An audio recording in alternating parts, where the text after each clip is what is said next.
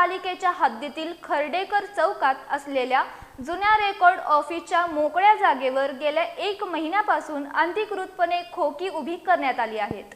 या अतिक्रमणाविरोधात शिवसेना उद्धव बाळासाहेब ठाकरे पक्षाच्या वतीने जिल्हाधिकाऱ्यांकडे धाव घेत तक्रार दाखल करण्यात आली आहे।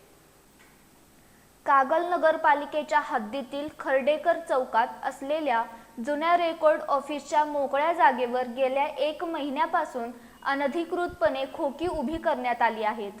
ही खोकी कोणत्याही प्रकारची पूर्व परवानगी न घेता उभी करण्यात आली आहेत। या गंभीर प्रकाराबाबत कागल नगरपालिकेच्या मुख्याधिकाऱ्यांना वारंवार निवेदन आणि सूचना देऊनही कोणतीही ठोस कारवाई करण्यात आलेली नाही। धक्कादायक बाब म्हणजे ही खोकी नक्की कोणाची आहेत आणि ती कोणी बसवली आहेत याबाबत मुख्याधिकारी यांना माहिती नसल्याचं पत्रात नमूद करण्यात आले।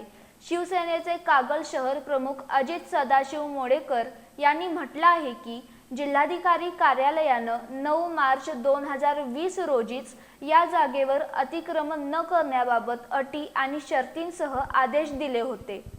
मात्र सध्याचे मुख्याधिकारी सत्ताधाऱ्यांच्या राजकीय दबावाखाली काम करत असून ते या प्रकरणी निष्क्रिय बसले आहेत। अनधिकृत खोकेधारकांवर त्वरित गुन्हे दाखल करण्यात यावेत। कर्तव्यात कसूर करणाऱ्या मुख्याधिकाऱ्यांवर कडक कायदेशीर कारवाई व्हावी।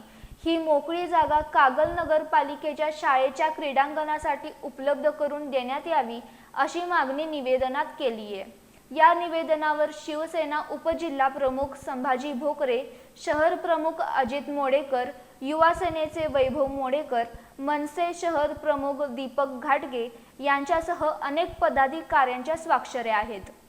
प्रशासनाने यावर योग्य दखल न घेतल्यास आगामी काळात तीव्र आंदोलन छेडण्याचा इशाराही यावेळी देण्यात आलाय।